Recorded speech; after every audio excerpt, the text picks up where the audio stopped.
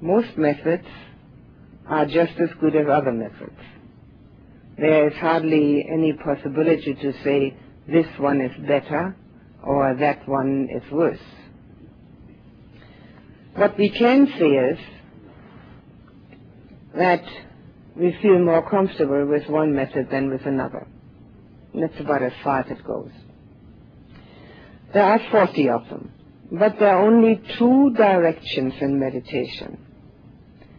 And it has to be really understood, the difference between a method and a meditation direction. The 2 directions are samatha and vipassana, calm and insight. And vipassana is not a method, it's a result. Should I say that again? Insight is a result.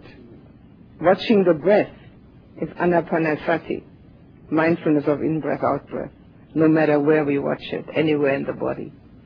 The method is anapanasati.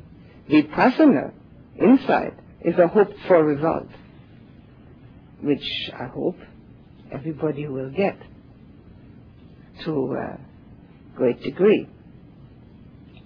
But if we had a method that would give us insight, then we'd have it much easier. What we have are methods which train the mind to stay in one spot eventually, if we try long enough. Now, samatha and vipassana are the only 2 directions which exist in meditation, nothing else. Doesn't matter what kind of meditation one will attempt. Samatha is calm, vipassana is insight, and calm is the means, and insight is the goal. And without the means, the goal cannot be accomplished. We call it usually, in the terminology of the Buddha, skillful means. And the skillful means of calm are of the essence. And I'll explain why. The ordinary kind of mind that is familiar to all of us has a lot of movement in it because it thinks.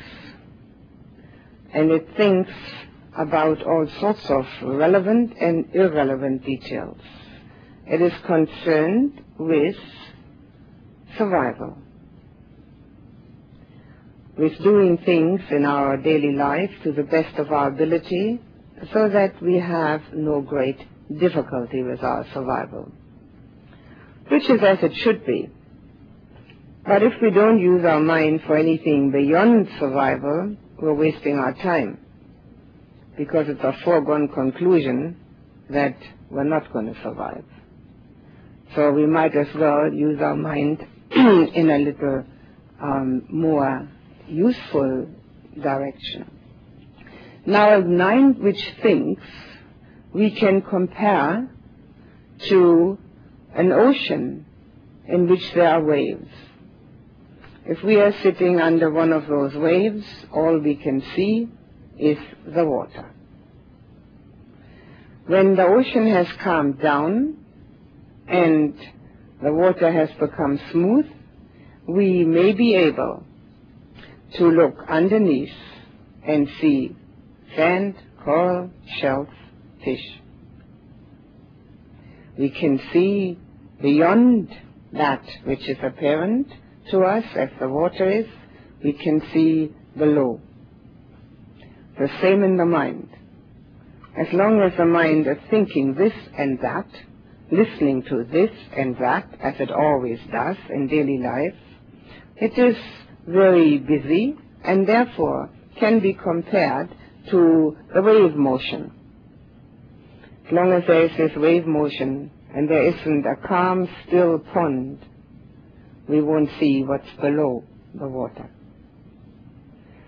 It just isn't possible, because we will continue to think, hear, see, have touch, sensation, and all the usual things.